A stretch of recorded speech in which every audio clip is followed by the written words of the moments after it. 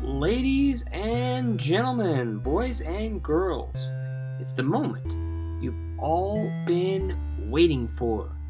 It's time to meet the starting lineup for your fighting 1899 Sewanee Tigers.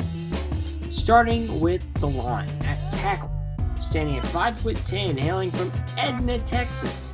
It's Richard E. Bowling. At guard, the menacing 6 foot and 190-pound grad transfer from Roanoke College. From Amherst County, Virginia, it's Wild Bill Claiborne. At tackle, from Marshall, Texas, Deacon Jones. At guard, from the fair city of Cambridge, Massachusetts, Henry Keys.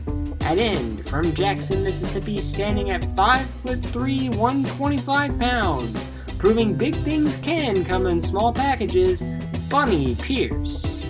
At center, only 19 years old, from Glendon, Maryland, 6 foot tall, 185 pounds, William Poole.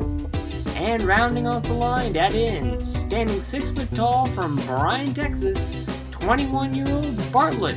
It's Ultimus Sims, a.k.a. The Caboose. Now let's move on to the backfield. At halfback from Ocala, Florida, it's Charles Gray. At fullback, standing 5'10", weighing 163 pounds, his father might have fired the first shot of the Civil War, Orman Simpkins. Hailing from Bridgeport, Alabama, the speedy 6'1" halfback, Rex Kilpatrick. A transfer from South Carolina, the quarterback, Warbler Wilson. And last, but certainly not least, from Montgomery, Alabama, standing 5'10", the team captain, halfback, Diddy Seibles. That's your lineup for the 1899 Sewanee Tigers. So, without further ado, let the season begin.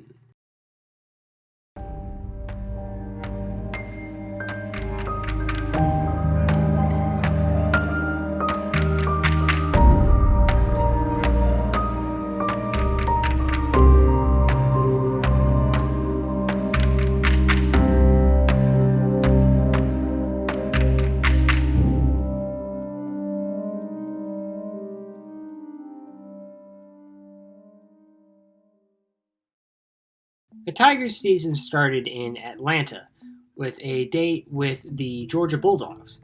The Bulldogs were still a really young program at the time, coming off a successful 1898 season where they went, get this, 4-2. Their only losses came against North Carolina and Auburn.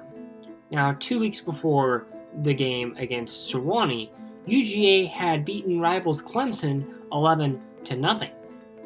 Now, Sewanee wasn't bothered by Georgia's success at all, with the school paper, the Sewanee Purple, declaring, and I quote, "From the moment referee Taylor blew his whistle announcing the beginning of play until timers Todd and Thornton put an end to the contest by calling time, the Sewanee partisans knew the game was won.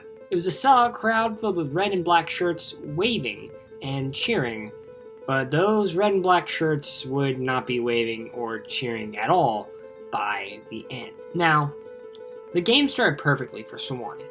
They forced a fumble on UGA's first drive, but they failed to capitalize, fumbling on their own first drive. After some back and forth of admittedly horrible football full of fumbles, failed fourth downs, Sewanee finally put a great drive together. After Georgia's fullback McIntosh muffed a punt, Bart Sims recovered for Sewanee. A few plays later, and a 12-yard run from Orman Simpkins gave Sewanee their first touchdown of the season. Simpkins kicked his own PAT, and it was 6-0 Tigers. The teams traded possession for the rest of the first half, but nobody scored. Second half went very similarly. Lots of fumbles, lots of turnovers, really just ugly football, and no team really gaining an inch. But with 3 minutes left, Diddy Seibles broke off a 20-yard run to put the Tigers within striking distance, and then Rex Kilpatrick powered in from 4 yards out for the second touchdown. Simpkins kicked the extra point. Sewannee's lead was 12-0. Tigers would hold strong, and no one would score for the rest of the game.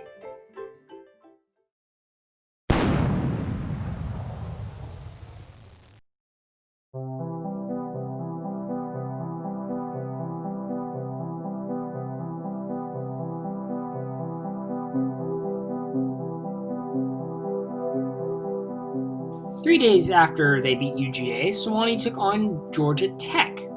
And this wasn't much of a contest at all. Tigers came out swinging and they didn't stop till the final whistle. Just 1 minute after kickoff, Charles Gray blocked a punt from Tech and took said punt to the house.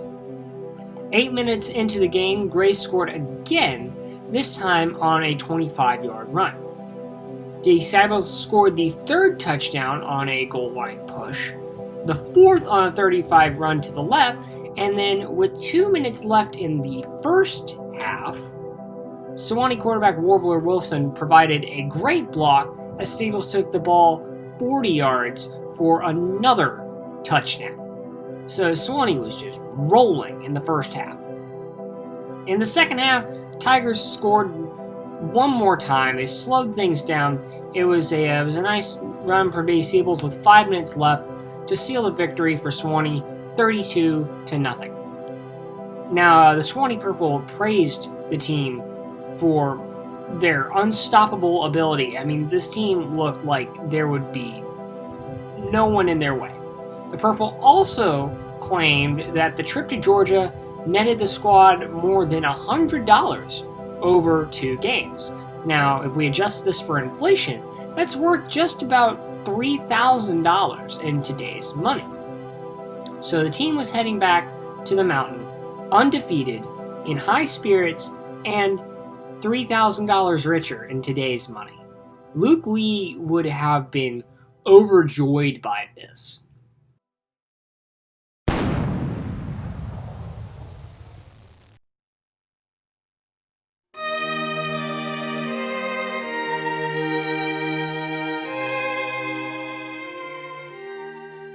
Now, Sewanee, after returning home, took on the Tennessee Volunteers in their third game of the season, and they found almost zero resistance. The weather was horrible. The Purple said of the field that every 5-yard line was a miniature stream, but the Tigers held strong. Sewanee scored within the first 2 minutes on a short run from Rex Kilpatrick. They then forced a turnover, which then led to J.D. Sables running 30 yards for the second touchdown. 6 minutes into the game, score was 12-0. And this, much like the Georgia Tech game, went on for the entire time. Tennessee had no chance of winning this, and at halftime, Sewanee led 29-0. And they did not stop after that first half. Sewanee wound up winning this game 46-0. The Louisville Courier-Journal held the final count as 3 touchdowns for Sables, 2 for Warbler Wilson, and 1 for Pierce, Hull, and Rex Kilpatrick.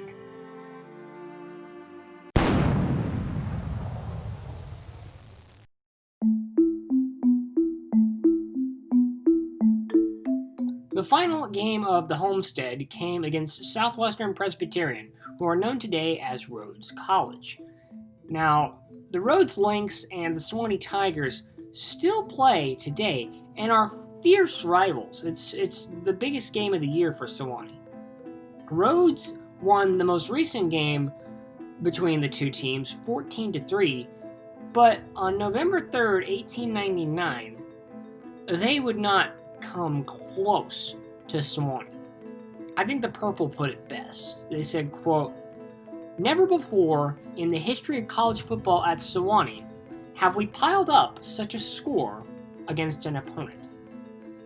Yeah, this was going to be a crazy one. Sables, in his usual style and in a habit that he would continue for the entirety of the year. Just get ready to hear a lot about Dave Siebels because he was all over the place. He opened the scoring with a 40-yard touchdown run. He followed that up with a 20-yard touchdown run to make the score 10-0. 5 minutes later, Gray would take the ball into the end zone, and then Simpkins nailed the extra point to make it 16-0.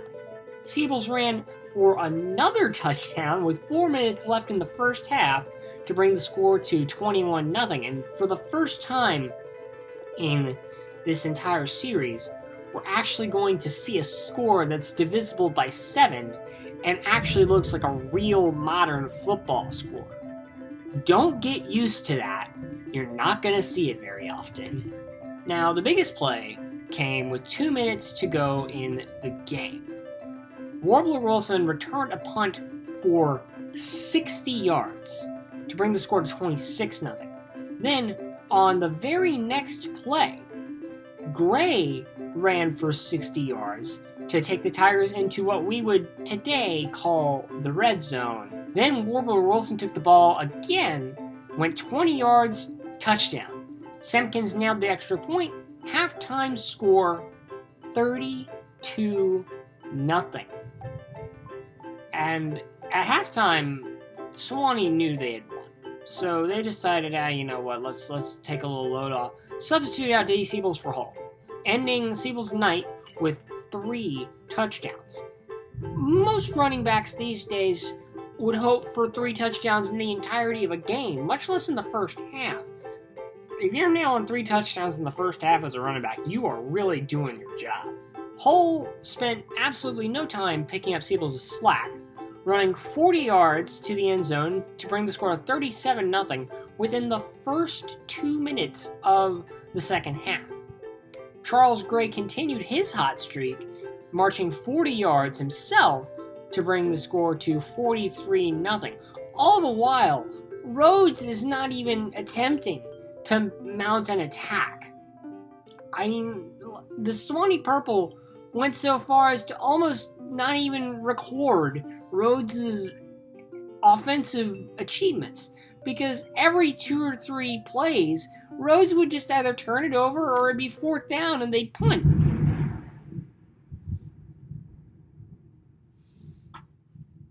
Jesus.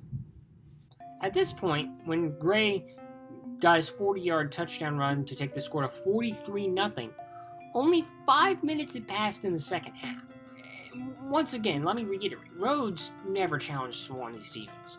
They barely made 10 yards per drive. Sewanee, on the other hand, just continued to pile it on. With 6 minutes left, Hull found the pay dirt once again on a goal line push to bring the score to 48-0. And then with time running low, Deacon Jones ran 70 yards for a touchdown. According to the Purple, this was the longest run in the history of the stadium. A stadium, I might add, that Sewanee still uses today. The touchdown brought the score to 54-0, and at that point the whistle was blown, both because time had run out and because the refs wanted to give some sympathy and some mercy to Southwestern Presbyterian.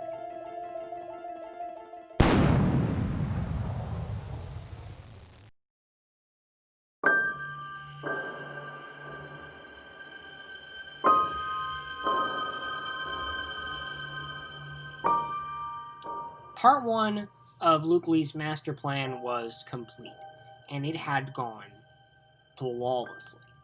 After 4 games, the Tigers were 4-0 and had outscored opponents by an astounding 144-0.